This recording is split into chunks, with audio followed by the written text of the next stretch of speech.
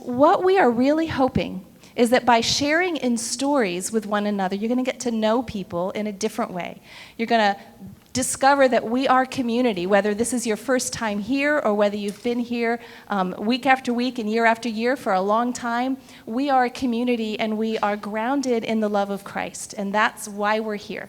And what we hope is by the time you leave this evening, you will know some people in a way that you haven't known them before.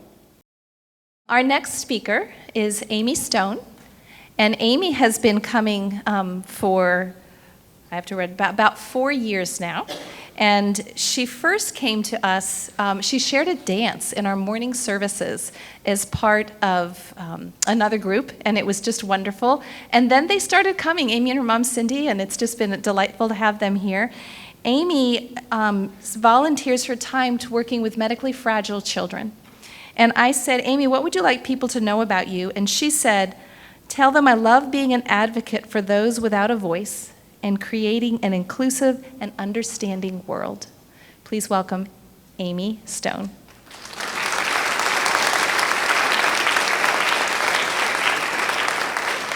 And we're doing a little bit of microphone repair, which is kind of part of the deal.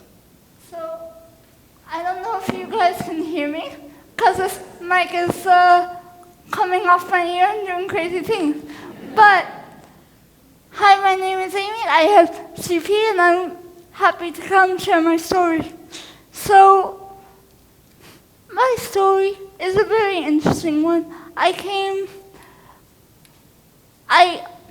Growing up, I knew who God was, but I didn't quite get why God would give me the challenges that He gave me. And by the way, guys, no, I am not crying. That's just the breath support going into the microphone. So when I started coming to church and started realizing, oh, this is who God is, I had a friend who eventually looked at me and said, Amy, this is the beginning of the rest of your life, and I had no clue what that meant. But what that meant was God was going to send me on an incredible journey. God was going to send me to meet kids that are very, very, very intricately connected to God.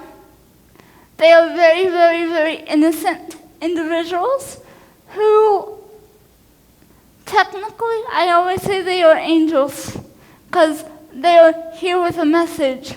And I think one of my messages that I'm trying to convey to you guys is to create an understanding that God has a plan. As much as I might not believe this all the time, God has a plan for everyone. So, even though people aren't talking to you verbally, they are talking to you in their own way. Even though we might have a different way of moving, that doesn't mean we're completely different. And that also doesn't mean that our physical bodies need to be healed. Yes, there are a lot of things inside my heart that also need to be healed. So if you guys ever see someone on the streets that is physically disabled, you can pray for them, but do me a favor. Look for something in their heart, not with their physical selves, because a lot of us are put here for a reason. We're put in these crazy contraptions for a reason, and we just have a huge understanding of a different way of life, looking at life from a different perspective. When you guys are standing up, oftentimes I can't really see around.